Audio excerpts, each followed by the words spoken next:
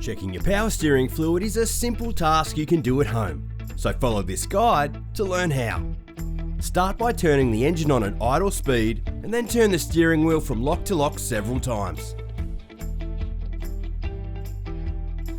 This ensures that the power steering fluid is at operating temperature, meaning that the level will be more accurate. Now turn the car off and open the hood, securing it in place. Grab your owner's manual to find where the power steering reservoir is located. Most modern vehicles have a plastic reservoir where you can see the level. Some other models will have a level built into the cap, which is read like your engine's dipstick, as shown here. Either way, if the level is low, refer back to your owner's manual to see what type of fluid your car needs, as using the wrong fluid can cause damage to your system. Now all that's left to do is fill it back up to the required level and you're ready to go. Autobahn. Top Gear, low prices.